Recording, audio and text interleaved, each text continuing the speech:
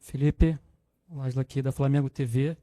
Queria saber, depois desses 180 minutos contra o Atlético Mineiro, né, o que fica de aprendizado depois desses dois jogos, placares distintos, o que você tira de aprendizado em relação à parte tática, a mental também, visando essa sequência? Sempre, como eu falo sempre, todo jogo deixa um aprendizado, deixa uma guia para onde podemos melhorar, onde podemos evoluir como equipe e também coisas positivas. Não é um adversário fácil, esperávamos esse jogo difícil e é, um resultado que dói, mas que está em aberta a eliminatória ainda. Boa noite, Felipe. Natália Brasil, da Rádio Roquete. Queria te fazer uma pergunta que ela tem a ver com o jogo, mas tem a ver mais com um jogador especificamente. No jogo passado contra o Atlético Mineiro, no final do jogo ali a gente viu a movimentação de você cumprimentando os jogadores e a gente percebeu que o Hulk fez uma reclamação ali do comportamento do Alacian. Hoje, quando ele entra em campo, em algumas oportunidades a gente vê ali que os jogadores, né, chegam ali e tem uma discussão e no final acabou tendo realmente um momento ali mais adverso entre ele e o Lianco e o Everson. Então eu queria saber de você, que foi um jogador muito experiente, passou aí por toda essa experiência em campo, agora é treinador, um menino jovem desse que foi teu também na base. O que você acha dessa situação? Como que vocês tratam isso internamente? Eu acho que o Wallace é o jogador que é pelo caráter que ele tem, pela personalidade que ele tem. É ele, é o jeito dele, ele não tem que mudar, tem que continuar sendo ele. E sim, vai irritar alguns jogadores, vai irritar outros. O que ele não pode nunca é ser violento, ser agressivo. Ele tem que continuar jogando dessa forma que ele tá, que ele entra, ele incendeia o jogo, já nos deu muitas alegrias. E os adversários que se irritem também acontece com os outros. Eu, particularmente, a única coisa que eu não quero é que ele atue de forma violenta ou então xingue, insulte algum jogador dentro do campo, ao contrário. Mas eu quero que ele continue sendo ele, que ele continue sendo esse cara com esse caráter, essa personalidade. Oi, Felipe. Boa noite. Sérgio Lobo aqui. Queria que você falasse sobre os estreantes. Você hoje colocou durante a partida os três, o Samuel Lino, o Emerson Royal e também o Saul, mais para o final. E ficou muito claro para quem hoje estava no Maracanã que o Samuel Lino está muito pronto, inclusive até para, se você quiser, de repente, utilizá-lo com mais minutagem, enfim. Mas eu queria a sua avaliação sobre os três e se realmente os outros dois ainda estão um pouquinho abaixo no aspecto físico em relação ao Samuel. Nenhum dos três vinha. Bom, o Samuel jogou o Mundial e teve pouco tempo parado e vinha treinando, né, no Atlético. Os outros dois tiveram um tempo mais parado, bastante tempo sem jogar, mas eu acredito que rapidamente eles vão entrar na forma física, vem treinando. Hoje tiveram minutos e pouco a pouco eles vão estar em forma, porque são jovens, como eu falei, jovens em forma, não tem problema de peso.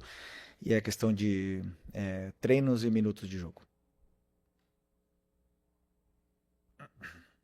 Boa noite, Felipe. Léo José do Coluna do Fla.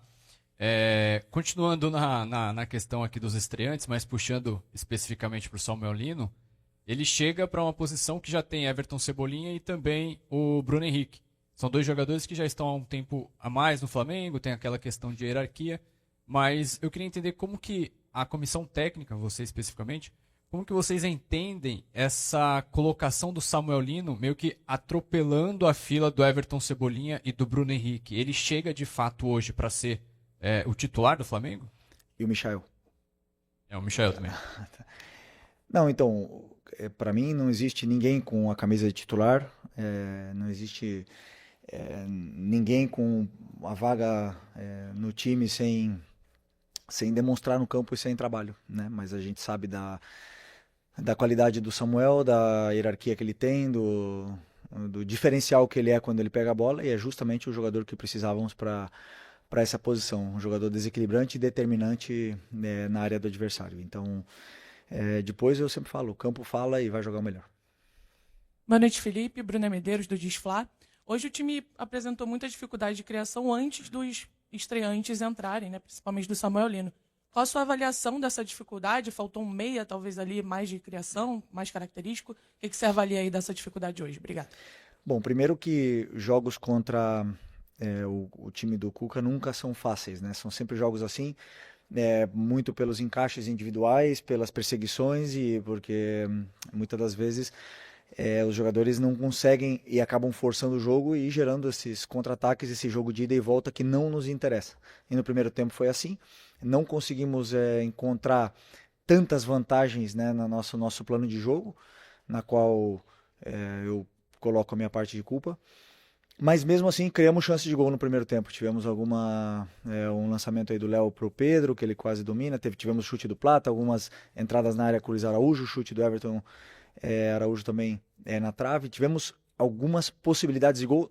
Talvez eu me atrevo a dizer até mais que no jogo anterior, por mais que o jogo tenha sido pior, né? Porque para mim hoje o jogo foi muito ruim, não, mas foi pior do que normal na fase defensiva nossa, né? Então isso sim que nós temos que corrigir e melhorar para o jogo de volta. Como eu falei, tá tudo em aberto, mas no segundo tempo já melhoramos bastante, conseguimos criar essas chances, desmontar um pouco mais essa defesa deles para poder chegar na área do adversário. Felipe, tudo bem? Boa noite. Gabriel Orfa, canal Paparazzo Rubro Negro e Revista Placar. Felipe, desde o começo do ano muito se falou sobre uma possível prioridade ao Campeonato Brasileiro, né? Depois da derrota para o Central Córdoba, você falou que isso não é verdade.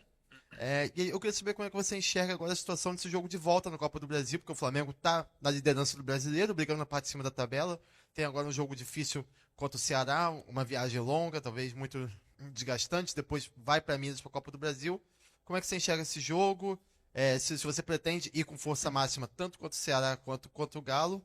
E também se você puder falar, aproveitando também, sobre os reforços nessa janela, se você já teve 4. E você teve um retorno também do Vitor Hugo. Quero saber se você pretende utilizar o Vitor Hugo em algum momento. Obrigado. Só antes dele responder, eu queria pedir que a gente fizesse uma pergunta. Nós temos muitos. Eu já até esqueci a primeira. A primeira é do... Ah, ok. Não, é bom. Como a gente já falou, Brasileiro e Libertadores sim que são prioridades, mas eu entrei hoje para ganhar. Com o time que entrou no campo, foi um time montado para vencer. Da mesma forma que o jogo do Ceará vou preparado para vencer, com as peças que eu acredito que são as melhores para poder vencer o jogo. E depois na volta, claro que vamos para tentar reverter, como eu bem falei antes numa pergunta de um companheiro teu, e para mim, na minha opinião, está totalmente aberta. Sabemos que é difícil jogar no estádio do adversário, mas da mesma forma que eles venceram aqui, a gente pode vencer lá. Felipe, aqui. Ok. No lance do gol, né, o Atlético fechou as linhas de passe, o Flamengo trocou passe dentro da área, resultou de um erro, o Coelho fez o único gol da partida.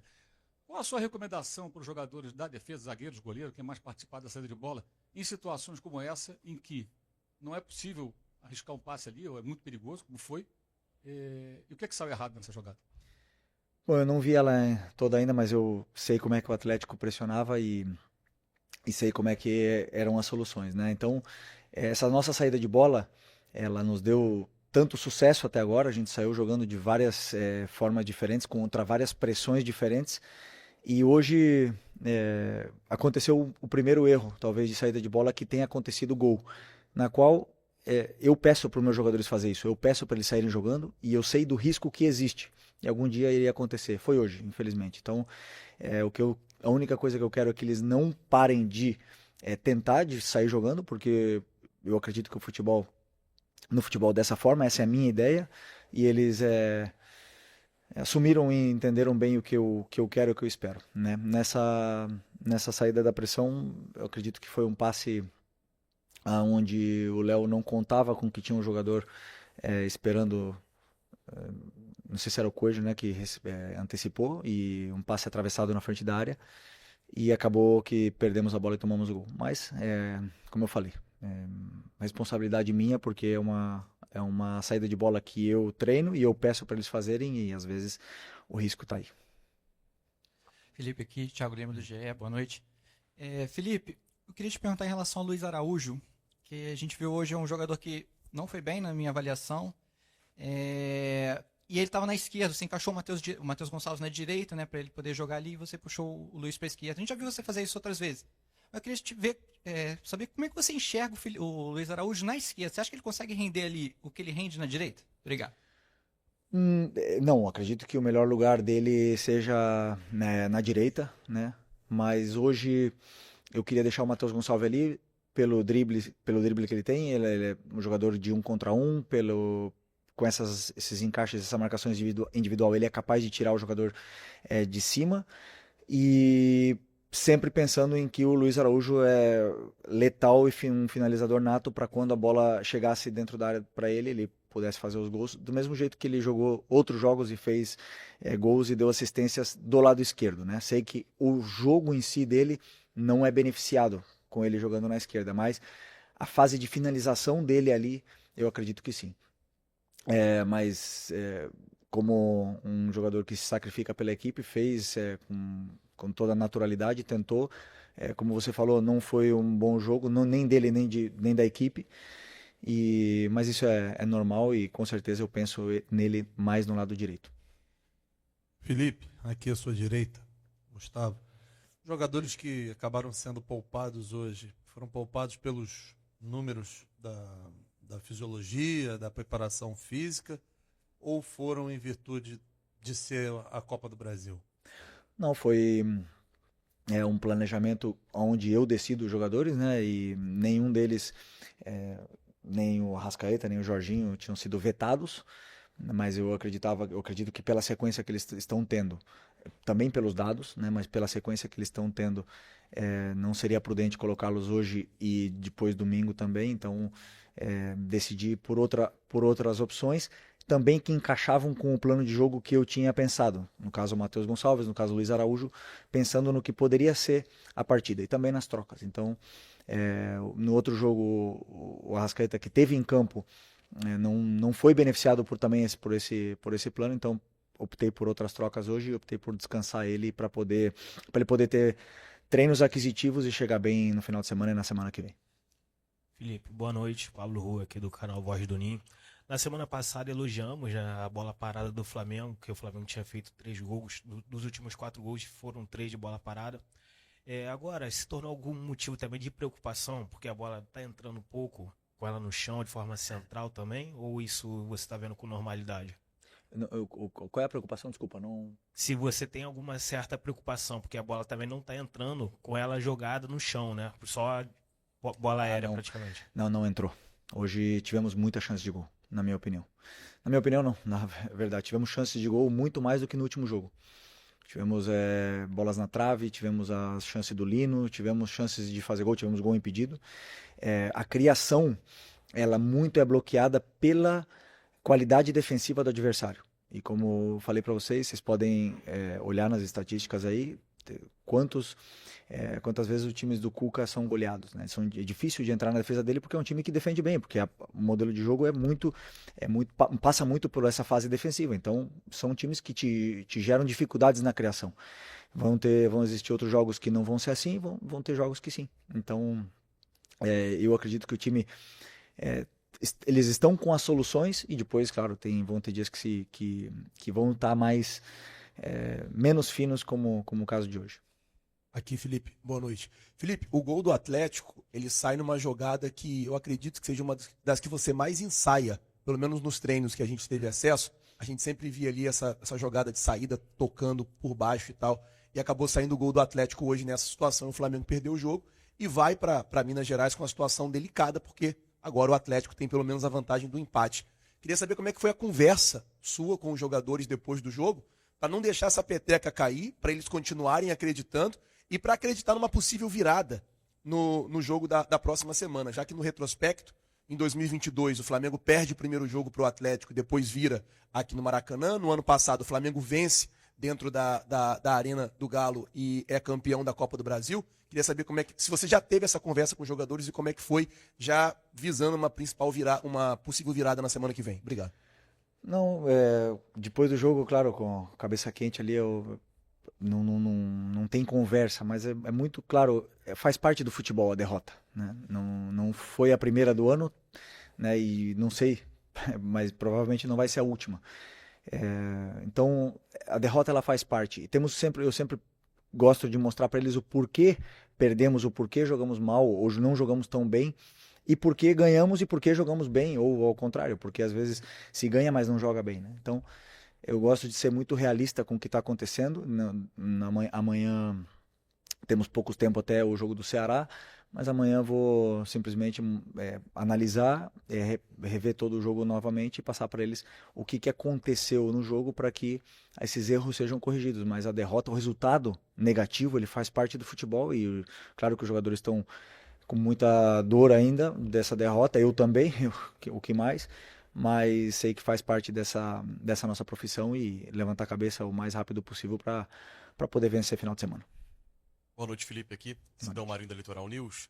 No primeiro tempo, né, você falou um pouco sobre esse jogo mais acelerado da equipe do Flamengo. Eu senti um buraco dentro do meio de campo da sua equipe. Você acredita que teve falta de uma presença do Jorginho ou então do próprio Saul? Queria até que você explicasse qual seria a minutagem desses dois jogadores, né? Qual seria a disponibilidade deles para o jogo. E até no gol sofrido, faltou ter um homem de armação mais potente para vir buscar essa bola, para jogar para a parte ofensiva? Obrigado. No gol? No gol foi um tiro de meta, não foi? Sim, mas se faltou essa presença de um meia de armação para vir buscar essa bola, o Jorginho faz muito isso. Bom, vamos lá. Primeira questão, o buraco que você via no meio-campo era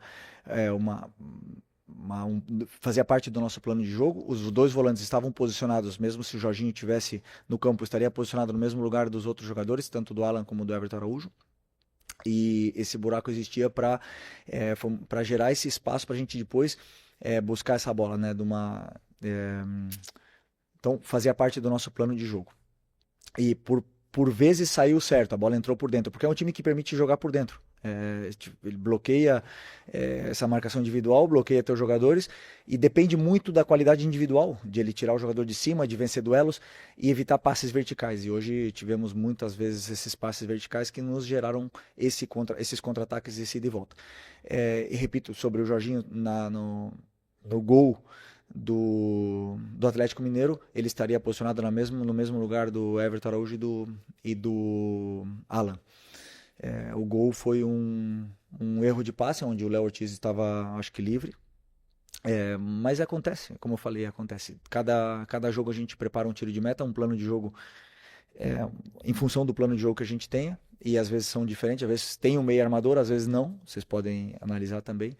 Mas hoje, infelizmente, aconteceu esse gol, na qual não tem problema nenhum para mim. Porque, como eu falei, o risco ele existe, ele sempre vai existir. E hoje aconteceu e o importante é que a gente possa corrigir e não exista mais. Felipe, boa noite, aqui à sua direita. Maurício Luz do Lance. Você falou em mexer no time por conta de desgastes, da sequência, etc. Mas dois jogadores que têm maior minutagem no ano são Léo Ortiz e Léo Pereira. O Danilo, obviamente, lidando com problemas de lesão durante a temporada e enfim, também foi ausência hoje. Eu queria perguntar de você por que o Léo Ortiz e o Léo Pereira, por exemplo, tem essa sequência tão grande, principalmente nas ausências do Danilo e o Cleiton, o João Vitor, enfim, outras opções não têm tantas oportunidades quanto jogadores, por exemplo, o Everton Araújo, que também saiu da base, mas vem tendo oportunidades no time quando o Jorginho e outros jogadores precisam descansar. Obrigado. Porque eu acredito que, primeiro, a zaga é um lugar delicado.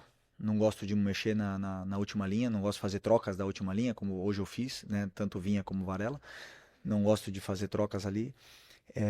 Tento mexer o menos possível. E hoje, pensando nesse desgaste desses dois jogadores que você citou, existe também o adversário, né? Um adversário que nos gera muitas dificuldades, muitos problemas na nossa última linha. E achei que não seria justo com os dois meninos jogar esse jogo. Por mais que, claro, todo mundo pensa, né, que todos podem jogar porque são da base, mas eu acredito que sempre na zaga é uma situação mais delicada pela importância e a dificuldade que o jogo hoje com Hulk, Rony e Coelho iria gerar na nossa última linha. Então, por isso optei por continuar com eles, são fortes, são jovens e estão bem, mas se precisar contra o Ceará ou até mesmo na volta, eu sei que tem o João e o Cleiton. Aqui. Boa noite, Felipe, tudo bem? Isabelle Costa, canal Ghost. Acho que foi uma surpresa, assim, tanto quanto inesperada, a o relacionados com o Samuel Lino, o Royal e também o Saul, né? Até porque eles estavam em período de pré-temporada, o Saul mesmo, a gente tinha até falado sobre. Como é que você vê a preparação deles? Porque a gente já viu em campo o Samuel Lino, inclusive, indo muito bem, fez aquele gol que estava impedido, mas se movimentando muito bem. Como você vê a preparação e entrosamento deles também, né? Porque foram pouquíssimos treinos. E sobre o Everton Cebolinha, o que está pegando com o Everton? Obrigada. Bom, o Cebolinha está com uma tendinite, mas isso é assunto do médico, né? Mas eu sei que ele está com uma simples moléstia aí na parte do tendão e em breve voltará, que precisamos dele também.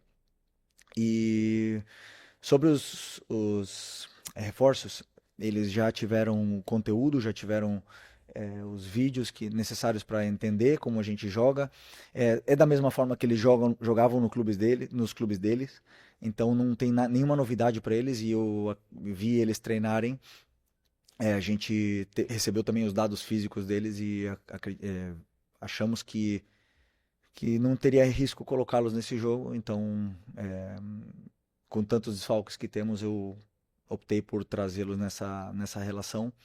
E a partir daí agora somar, como eu falei, treinos, minutos e minutos de jogos, minutos de treinos para que possam entrar nessa dinâmica da equipe o antes possível, que com certeza vão ser muito importantes para nós. Ok? Boa noite, pessoal. Valeu.